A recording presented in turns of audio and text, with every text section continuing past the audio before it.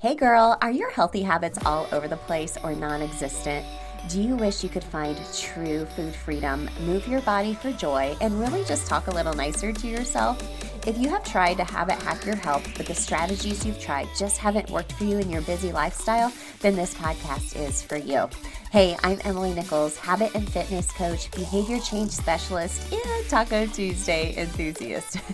Hey, I am here to tell you there is an easier way than what we've been taught about our health and our habits. How do I know? Well, because I've transformed my own life through habit hacking, and now my family gets the best of me, and I now help my clients do the same. I'm now going to teach you how to create healthy habits in less time, guilt-free for all seasons of your life. It's not your fault your habits haven't worked, my friend. We just have to do them differently. So, are you ready to feel empowered and transform your habits and life? Then let's do this.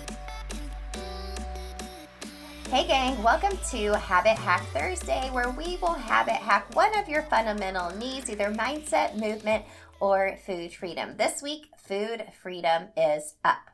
Now, let me ask you this. I did a poll in my Instagram stories asking folks, did they crave more sugary foods? Like, do you have a sweet tooth? Or are you more likely to turn to salty foods? Like, would you rather have a bowl of ice cream or would you rather have a bag of potato chips? I think you're either one, right? For me, it's always sugar. I love a bowl of ice cream. I love cookies, but I also love chips and queso though, too. Don't get me wrong there. You know how I love my tacos and margaritas. I have to have chips and queso with it, right? And I hear from a lot of you either crave salty or sweet as well. You know, I feel like a lot of times this is all triggered by emotions. A lot of times when we're craving sugary or salty, we're craving it and we're turning to emotional eating to really soothe a feeling we have sometimes, right? And I think the more we restrict ourselves from having these things, you get to like a boiling point where you just have all the things and you go like, gung-ho, like, okay, give me the ice cream, give me the cookies, give me some chips and queso, give me this bag of potato chips. And then you feel awful on the other side, right? You know, but when you do that, the more you have it, the more you crave it, right? If you have made it a habit to have ice cream every day, you're going to crave it more. You're going to crave that sugar. You're going to feel that sugar high and then that come down on the other side. Also, same thing with salty. But when you don't have it all the time, it's a special treat, or you just have it, once or twice a week, you don't crave it as much, right? Or if you're craving something sugary, you turn to fruit. And then the next time you go and have like some Oreos, they kind of taste artificial to you, right? Or what I've really done with eating like chips and salsa or chips and queso is I really slow down. Like I live with all boys, right? So when we go out for Mexican, they are as quick as possible eating all that chips and queso. And I kind of match their cadence and I'm like, I need to slow down, right? And drink more water as I'm doing it.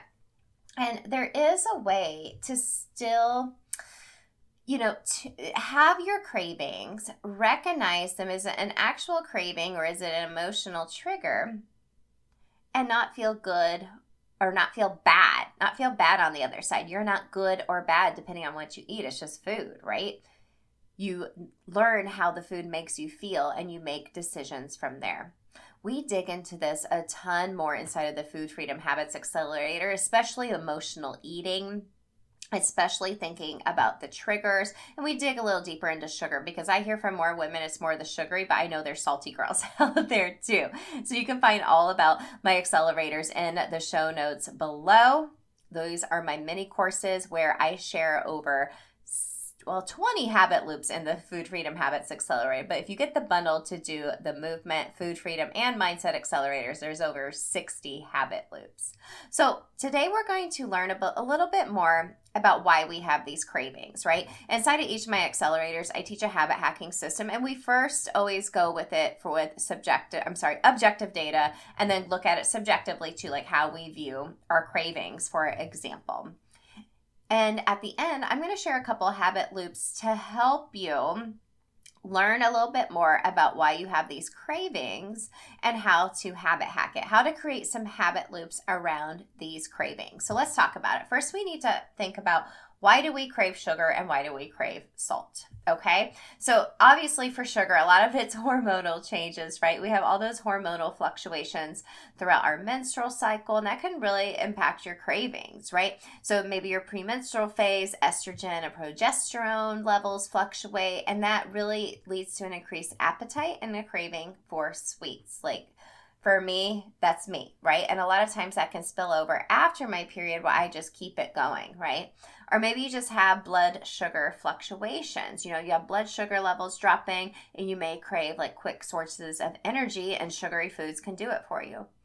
Obviously, there's emotional factors as well. Emotional, psychological factors, I feel like fuel sugar cravings, right? You may turn to sweet foods as a way to cope with stress, anxiety, or just other emotions, because sugar does provide a temporary boost in your mood and energy due to the effects on your brain, like such as boosting your serotonin. Maybe it's just a habit, right? Repeated exposure to sweet foods and the associated pleasure response can really create a habit around craving sugar all the time. If you're frequently consuming sugary foods, your body and your brain wants it more. Like right, I just said, when the more you have it, the more you crave it.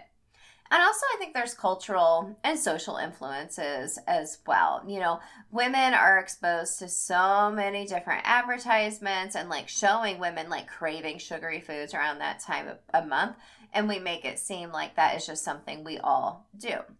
Now, what about cravings for salty foods? I think a lot of times we're dehydrated, right? If you just were like, yes, I need a drink of water right now, go get you a Stanley or another water bottle, keep it handy.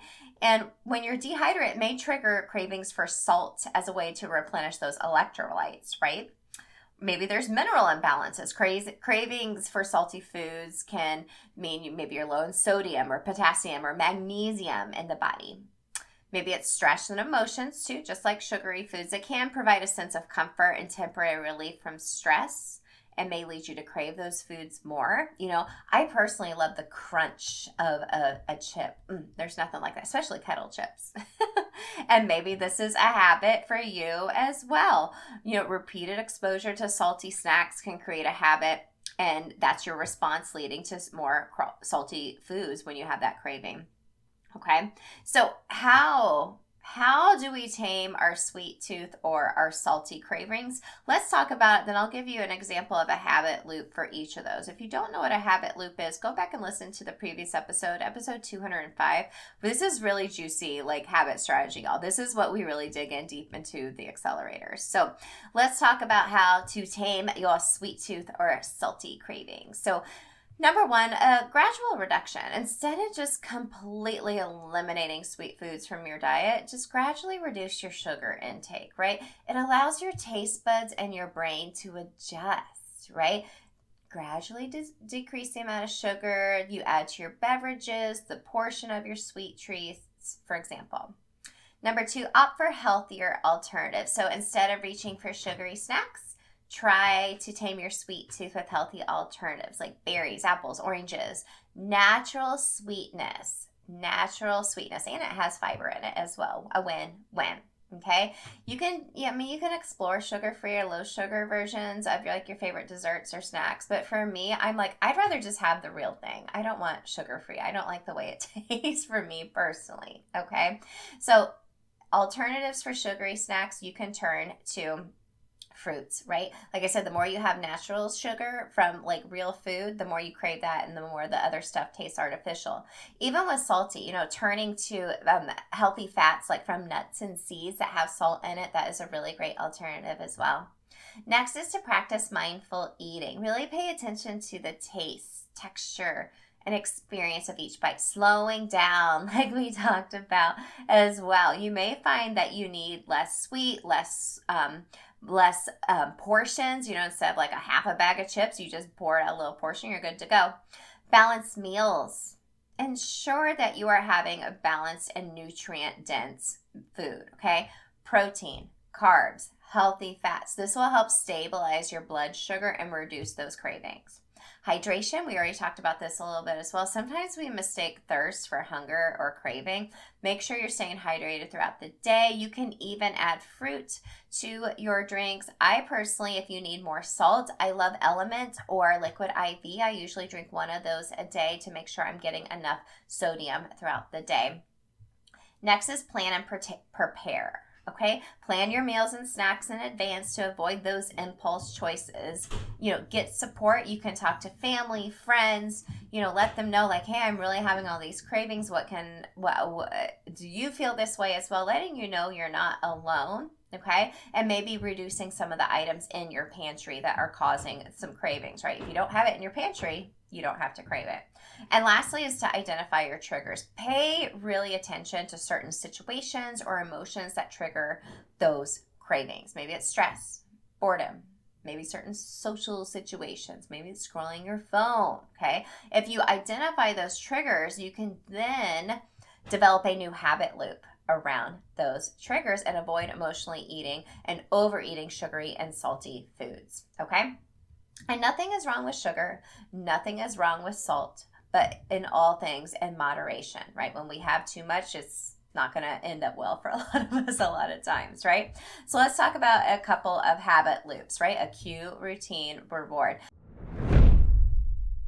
Okay, friends. Let's be real here for a second, okay? There are so many energy drinks out there that are only focused on giving you the jitters before a workout. And I don't know about you, but I hate that feeling.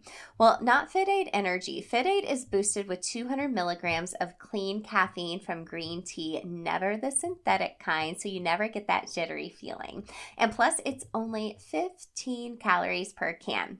What I love is that they're not claiming that their energy drink will help you to burn fat or make empty promises. You put in the hard work and Fit Aid will help energize and refuel so you can do it again tomorrow. And unlike many other energy drinks, Fit Aid Energy maximizes your athletic performance by focusing on both training and recovery, which I am all for as a trainer myself. So go grab one of the amazing Fit Aid Energy flavors and you can save 40% off plus free shipping on your first order of 24 cans of Fit Aid Energy. Just go to drinkfitaid.com/habit hack. All right, friends, let's get back to the show. Let's talk about first a sugary craving. So the cue is to maybe identify the cues or triggers that lead to your sweet tooth cravings, okay? We actually have an emotional eating log inside of the Transformation Shop. Just go to transformationshop.co. I have all of our printables there to help you track all your habits around your fundamental needs and various printables like this one for emotional eating. So the cue, identify the cues that are leading to your sweet tooth. Maybe it's specific. Can I talk time of day, emotions, and environment, seeing desserts, walking by a bakery, identify the cue. The routine is instead of giving into your sweet tooth cravings and consuming sugary foods, maybe do an alternative routine or habit, right? That's going to satisfy that sweet tooth, but in a healthier way. So maybe get a piece of fruit. Have a small serving of like Greek yogurt with berries, have a smoothie, herbal tea, like a fruity herbal tea, right? Have that as your new habit. And the reward is, it's important to associate the reward with your alternative routine to reinforce the new habit. So choose rewards that are satisfying to you, but not sugary foods, right? We have that serotonin. We're feeling super good after eating it. And I don't want you to create a new habit loop and be like, well, this doesn't feel the same. You want to have the same feeling, but maybe it's a different routine in the middle. So take a moment, appreciate the flavors, textures of a healthier snack, and you created a new habit loop, my friend. Let's talk about craving salty foods and a habit loop around that. So first, again, is identify those cues and triggers prompting that craving for salty foods. A lot of times it can be emotional eating. So again, go get that emotional eating log in the shop. The routine is instead of giving into your cravings for salty foods, do the same thing. So choose whole, unprocessed foods, fruits, vegetables, whole grains, proteins. Experiment with herbs and spices. I think this is a really important one. Use a variety to add flavor to your meals. It can enhance the taste and make your dishes more satisfying, right? Try healthier alternatives, right? like I talked about, unsalted nuts, popcorn, chickpeas, seeds. Read your food labels and just a gradual reduction. Okay, so create a new routine around those triggers, and the reward is you've reinforced it with a healthier habit. So it could be the satisfaction again of enjoying flavorful, nutritious foods. You feel more energized. You're even treating yourself to non-food rewards like, engaging in a hobby or spending time with a loved one, right? So this is a new habit loop that will gradually reduce your cravings for sugary or salt. I made them very similar on purpose to show you that a lot of times it starts with some type of trigger. So that's your big habit hack this week. Track your emotional eating cues and triggers for either sugary or salty foods. Know that your body is, hormonally, habitually, all the above things that we talked about earlier are leading to these cravings. And it's just a matter of creating new habit loops around those triggers and also not restricting yourself for the rest of your life from sugary or salty foods. Number one, that's not sustainable. Number two, that's not fun. We should enjoy our food and give into those cravings when it's worth it to you, but we just don't let it snowball from there. Okay? If you need a little extra help, go grab that Food Freedom Habits Accelerator or grab the emotional eating log from the shop. A lot of times we need that data instead of feelings to help us transform our health, and I can help you do that, my friends. All right, team, I will see you next week. Hey girl, real quick before you go, did you know I have a secret podcast where I talk all about why most habit strategies don't work for us women? Spoiler alert, it's not our fault. Visit bit.ly/atomic habits for women. It's linked in the show notes to access my secret podcast series and have your biggest aha moment about why and how women have to do habits differently. And if you love the podcast, the number one way you can thank me is to leave a rating and review in iTunes. That way more mamas can find the show. Love and appreciate you, friend. We'll see you next time.